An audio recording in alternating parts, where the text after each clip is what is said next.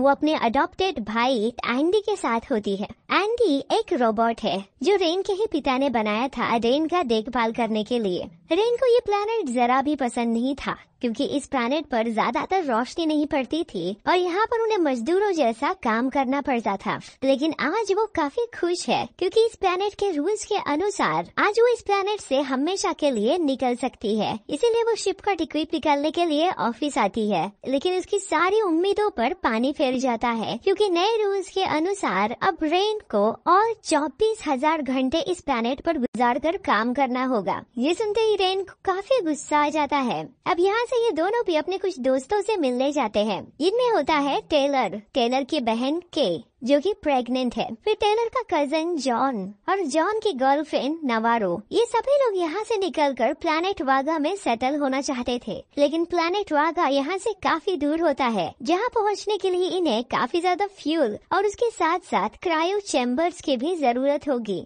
जो कि इनके पास नहीं थे। लेकिन तभी टेलर बताता है कि इसी जैक्सन प्लैनेट के ऑर्बिट पर एक अबैंडन्ड स्पेस स्टेशन है जिसमें फ्यूल के साथ साथ उन्हें क्रायो चैम्बर्स भी मिल सकते हैं जो कि यूज करके ये लोग अपने सफर के लिए आगे निकल सकते हैं। लेकिन इस स्पेस स्टेशन को खोलने के लिए उन्हें वेला न्यूटानी का एक्सेस चाहिए रहेगा। अब एंडी वही रोबोट था जो इसी कंपनी द्वारा बनाया गया था, इसीलिए उन्हें एंडी की मदद चाहिए होगी। लेकिन रेन पहले मना कर देती है क्योंकि वो एंडी को किसी मुसीबत में नहीं डालना चाहती थी। लेकिन एंडी उसे समझाता है कि इस काम में कोई खतरा नहीं होगा, इसीलिए वो हाँ कर देती है। जिसके बाद ये लोग तुरंत अपनी स्पेसशिप लेकर इसी प्लैनेट के ऑर्बिट में चले आते हैं जहाँ पे वो स्पेस स्टेशन था। अब यहाँ आने के बाद हमें समझ आता है कि ये स्पेस स्टेशन वही लैब है जिसे हमने स्टार्टिंग में देखा था जहाँ पे क्रू मेटियोर लेकर आए थे। लेकिन अब देखने के लिए ये पूरा लैब अबैंडन था, सब कुछ तबाह हो गया था। वही हम एलियंस के काफी सारे अवशेष भी यहाँ पे देख पाते हैं। अब ये काफी बड़ा स्टेशन होता है जिसके 2 पार्ट्स हैं। एक का नाम होता है रेमिस और दूसरे पार्ट का नाम होता है रोम्यूलस। अगले 36 घंटे में रोम्यूलस स्पेस स्टेशन से टकराने वाले हैं, पर टाइलर को विश्वास था वो इस काम को सिर्फ 1 ही घंटे में पूरा कर लेगा।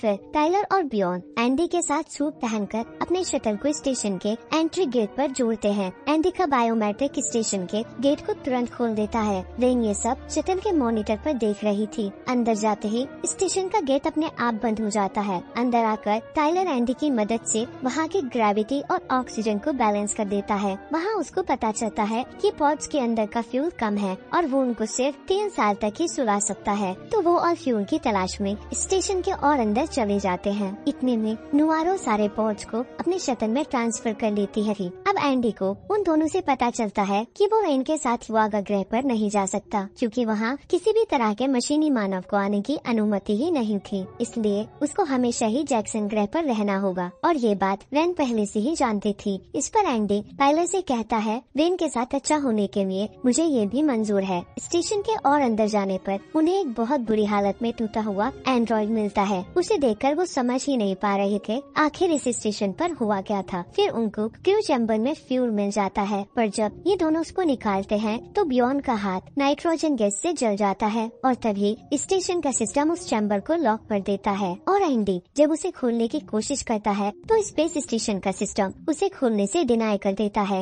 ऊपर से वहाँ का तापमान गर्म होने लगता है। अब उनको वहाँ से निकलने के लिए नुआरो और रेन स्टेशन के अंदर आती है। रेन चैम्बर के गेट को खोलने के लिए वहाँ पर पड़े एंड्रॉइड की चिप को निकालकर टाइलर को देती है और उस चिप को एंडी के ब्रेन में डालने को कहती है, जिससे स्टेशन का सिस्टम एंडी को स्टेशन का ही समझे और गेट खोल दे। टाइलर वैसा ही करता है तो एंडी को रिबूट होने में कुछ समय लगता है। उसी चैम्बर में बहुत सारे फेस हगर्स को फ्रीज किया हुआ था जो अब तापमान बढ़ने से जिंदा होने लगी थे। वो बियॉन और टाइलर पर हमला कर देते हैं और इससे पहले कि ये लोग इस चैम्बर को दोबारा बंद कर देते उस चैम्बर में से एक फेस हगर जंप करके इनके एक साथी के ऊपर हमला कर चुका था। उसने पूरी तरह इनके साथी के फेस को कवर कर लिया था, जिससे जांच करवाने के लिए रेन को यहाँ एक आइडिया आता है। वो यहाँ एक फ्रीजिंग गन से इस फेस हगर की टेल को फ्रीज कर देती है, जिसके बाद फाइनली ये लोग उसके मुंह से इस फेस हगर को निकालने में कामयाब हो गए। लेकिन इन्हें ये मालूम नहीं हो पाया कि उस फेस हगर ने इस लड़की के मुंह में कुछ इंजेक्ट कर दिया था। अभी ये लोग इसी मुसीबत से निकले ही थे कि एकदम से स्पेस स्टेशन के दोनों हिस्सों के दरमियान वाला चैम्बर बंद हो गया और ऐसे ये लोग 2 टीम्स में बट कर रह गए। एक टीम में थे रेन, एंडी और टाइलर, जबकि बाकी सब लोग दूसरी टीम में थे। रेन यहाँ नोटिस करती है कि एंडी नई चिप के डरने की वजह से बहुत ज्यादा एडवांस हो चुका है। वो ज्यादा अच्छे से कम्युनिकेट कर पा रहा है, बोल पा रहा है। दूसरी तरफ वो लड़की जिसके ऊपर फेस हगे ने हमला कर दिया था, उसके पेट में दर्द होने लगा था। वो यहाँ पर एक एक्सरे डिवाइस इस्तेमाल करती है अपने पेट के अंदर देखने के लिए, तो उसे मालूम होता है कि उसके पेट में एक एलियन है जो एकदम से उसका पेट फाड़ कर बाहर भी निकल आया और उसके बाहर आते ही इस लड़की की मौत भी हो गई। ये सब कुछ रेन, टाइलर और एंडी भी देख रहे थे। इससे पहले कि ये लोग कुछ कर पाते, दूसरे लोगों के पास एक फ्यूल टैंक भी ब्लास्ट हो गया, जिससे रोमस यानी स्पेस स्टेशन के उस हिस्से में आग लग गई। यानी अब टाइलर और रेन के उन दोनों साथियों की जान खतरे में थी, जिन्हें ये लोग बचाने का फैसला करते हैं। तो यहाँ पे रेन, टाइलर और एंडी अपने बाकी साथियों को बचाने के लिए दूसरे चैम्बर में आते हैं, लेकिन रास्ते में उन्हें वही लैब से गुजरना पड़ता है जहाँ पे फेस हगर थे। इसलिए एंडी एक प्लान करता है और वो चैम्बर का टेम्परेचर इंसानों के बॉडी के टेम्परेचर जितना बढ़ा लेता है, जिसे फेस हगर उन्हें डिटेक्ट नहीं कर पाएंगे। अब ये लोग बिना आवाज के उस चैम्बर से गुजरने लगते हैं। वही दूसरी तरफ हम के को देखते हैं, जो एलियन नवारू के शरीर से निकला था वो कुछ ही मिनटों में अब पूरा ग्रो हो गया था और जेनोमॉर्फ में बदल रहा था, जिसे देखकर वो काफी डर जाती है। वापस स्पेस स्टेशन में आने के लिए निकलती है, लेकिन तभी पीछे से जॉन आता है और उसे रोकता है, क्योंकि सामने एक दूसरा एलियन था। अब उस एलियन को मारने के लिए वो कुछ जलती हुई चीज से उसके ऊपर हमला करता है। इसीलिए दोनों भी वहाँ से जाने लगते हैं, लेकिन वो एलियन मरा नहीं था। वो अब जॉन के ऊपर अटैक कर देता है और उस एलियन का पूरा एसिड उसके शरीर में गिरकर बुरी तरीके से मारा जाता है। अब ये देख कर के बहुत ही ज्यादा डर जाती है और अपनी जान बचाने के लिए चैम्बर के दरवाजे की तरफ भागने लगती है, लेकिन दरवाजा लॉक था, इसीलिए वो जोर जोर से मदद के लिए चिल्लाने लगती है। अब उसकी आवाज इस लैब में आती है जहाँ पे फेस हगर थे और अचानक से वही लोग टेलर और इनके ऊपर हमला करने लगते हैं। एंडी बड़ी ही मुश्किल से इन दोनों को बचाकर चैम्बर से बाहर निकालता है। ये लोग अब यहाँ पर सेफ थे। वही दूसरे साइड में के होती है। अब रेन एंडी को जल्दी से दरवाजा खोलने के लिए कहती है, लेकिन एंडी दरवाजा ही नहीं खोलता, क्योंकि उसका कहना था कि के शायद इन्फेक्टेड हो सकती है। और तब तक पीछे वो एलियन आ जाता है और के ऊपर हमला करके उसे घसीटते हुए लेकर जाने लगता है। अब ये देखकर रेन बहुत ही ज्यादा गुस्सा हो जाती है और एंडी को थप्पड़ मारती और कहती है कि तुम ऐसे नहीं थे, लेकिन एंडी उन्हें बताता है कि वो इन दोनों को ही बचाना चाहता है। इसके बाद एंडी उन दोनों को भी एक लैब में लेकर आता है। यहाँ पर काफी सारे एक्सपेरिमेंट किए गए थे। एक मॉनिटर में वही हाफ रोबोट उन्हें बताता है, यहाँ पर एलियंस पर एक्सपेरिमेंट करके साइंटिस्ट ने एलियंस के शरीर से एक सीरम बनाया था, जिससे एलियन की तरह ही अब इंसानों की ग्रोथ भी जल्दी हो सकती है और मरते हुए इंसान भी दोबारा पहले जैसा हो सकता है। रेन वीडियो में देखती है इस जव को मरे हुए चूहे में इंजेक्ट किया गया तो वो फिर से जिंदा और स्वस्थ हो गया और अब एंडी का उद्देश्य द्रव के सैंपल्स को कॉलोनी ले जाकर कॉर्पोरेशन को देखकर एक नए मानवता के विकास की तरफ बढ़ना था। फिर एंडी रेन और टाइलर को उनके बचाव के लिए गन देता है। टाइलर रेन को उसे चलाना सिखाता है। तभी एंडी उसको याद दिलाता है एलियन का खून एसिडिक है और हम स्टेशन के सबसे निचले स्तर पर हैं, जहां एलियन का खून गिरने से छेद हो जाएगा और अंतरिक्ष का वैक्यूम उन सबको अंतरिक्ष में खींचकर मार डालेगा। फिर एंडी उनको एक गुप्त रास्ते से कॉरिडोर में ले जाता है। उनके जाने के बाद हम देखते हैं कि जिस चूहे को वो वैक्सीन दी गई थी, अब वो चूहा किसी एलियन क्रिएचर में बदलकर मर जाता है। फिर हम देखते हैं वो तीनों लिफ्ट के सहारे अपने शटल तक पहुंच सकते थे, लेकिन वो देखते हैं उस रास्ते पर एलियन ने स्टेशन के सभी लोगों को मारकर उनकी लाशों को मकड़ीनुमा जाल में फंसाया हुआ था।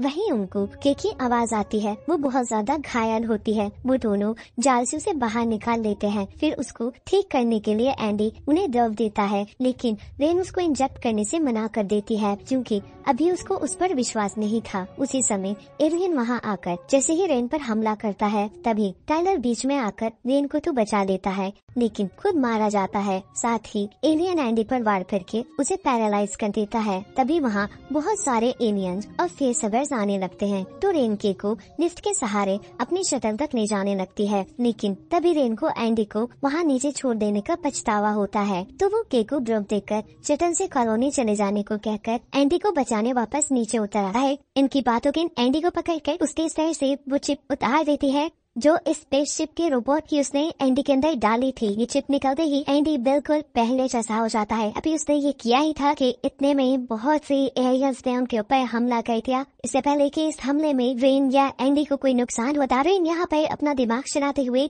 इस स्पेसशिप की आर्टिफिशियल ग्रेविटी को खत्म कर देती है और ये सब एलियंस हवा में उड़ने लग जाती है। जिसके बाद रेन अपना वेपन उठाती है और एलियंस के ऊपर हमला करना शुरू कर देती है। उसके इस हमले से काफी सारे एलियंस मारे जा चुके थे, लेकिन लिबर्टी के अंदर हमें उस लड़की को दिखाया जाता है जिसके ऊपर एलियन ने हमला किया था। उसे बहुत ज्यादा दर्द हो रहा था, इसीलिए वो टाइगर का दिया हुआ वो इंजेक्शन जो साइंटिस्ट ने लैब में तैयार किया था वो खुद के अंदर इंजेक्ट कर लेती है। इसके लगाते ही उसकी हालत काफी ठीक हो गई। इतने में ही यहाँ पर ग्रीन और एंडी भी आ जाते हैं। अब रेमोनस किन्हीं स्पेस स्टेशन के इस हिस्से के तबाह होने में सिर्फ 7 मिनट रह गए थे। बिना वक्त ज़ाया किए ग्रीन एंडी और उसकी लड़की को लेकर ड्राई पॉट्स की तरफ जाते हैं और जल्दी से उन दोनों को ड्राई पॉट्स में लिटाकर खुद भी वो ड्राई पॉट में देखने वाली थी, लेकिन तभी उसने अपनी साथी की चीखें सुनी।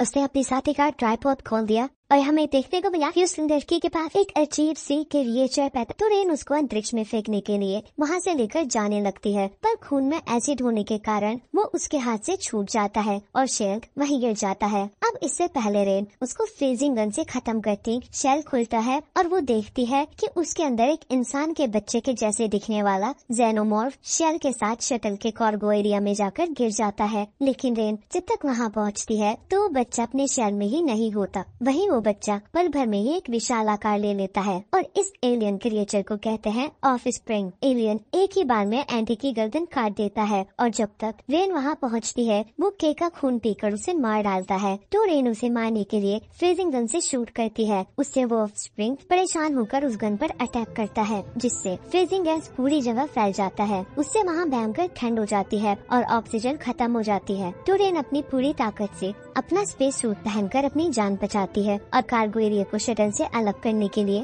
उसके आखिरी लीवर को जैसे ही खींचती है तभी ऑफस्प्रिंग वहाँ आकर उसे नीचे पटक देता है। तो रेन उसके शेल में बचे एसिडिक खून से कार्गो एरिया के फ्लोर को पिघला देती है, जिससे अंतरिक्ष का वैक्यूम दोनों को बाहर खींच लेता है। अब क्योंकि रेन ने खुद को पहले से ही तार से बांधा हुआ था तो वो तार आखिरी लीवर को भी खींच देता है, जिससे कार्गो एरिया के साथ ऑफस्प्रिंग भी जैक्सन ग्रे केरिंग से टकराकर खत्म हो जाता है और रेन वापस शटल में आ जाती है। फिर वो एंडी को स्लीपिंग पॉड में लेटाकर उससे उसको ठीक करने का वादा करती है और फिर शटल में ग्रह की लोकेशन डालती है। उसके बाद वो खुद भी स्लीपिंग पॉड में जाकर अगले 9 साल के लिए सो जाती है और ये कहानी यही खत्म हो जाती है।